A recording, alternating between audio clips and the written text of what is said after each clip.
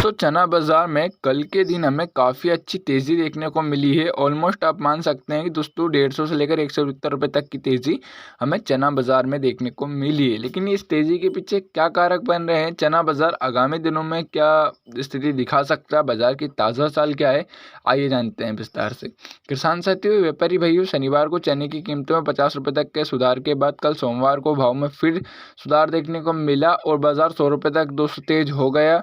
वहीं तेजी विदेशी चने के भाव में भी देखने को मिली। दिल्ली लोअर्स रोड पर दोस्तों देसी चने की कीमतें 6000 से भी नीचे गिर चुकी थी और 1 सितंबर को एमपी लाइन वाले चने की कीमत दोस्तों 5975 था।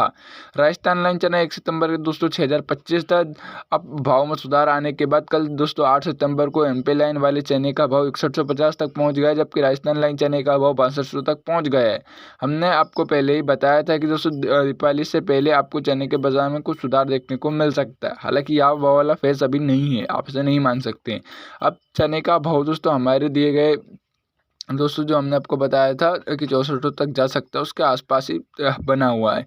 इस सीज़न में चने का भाव दोस्तों 64 से 25 के स्तर तक दोस्तों अभी नहीं तोड़ा है, जबकि आगामी दोस्तों त्योहारों की मांग और शादियों सीजन को देखते हुए कीमतों में 100 से लेकर 200 रुपये तक की तेज़ी के और आसार हैं। अगर सरकार पीली मटर के आयात शुल्क में 50% शुल्क लगा देती है तो चने के भाव में 265 रुपये का तड़का देखने को मिल सकता है।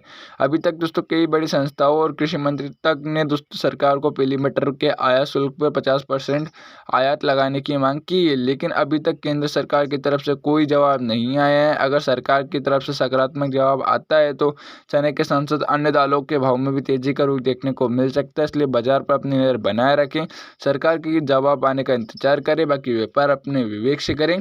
और जो तेजी आई है दोस्तों, या एक दोस्तों वास्तविक तेजी आप इसे नहीं कह सकते हैं, या 1 या 2 दिन में सिमट भी सकती है। यदि बाजार दोस्तों 6200 के स्तर पर कायम रहता है 1 या 2 दिन, तो आप इसे वास्तविक तेजी कह सकेंगे।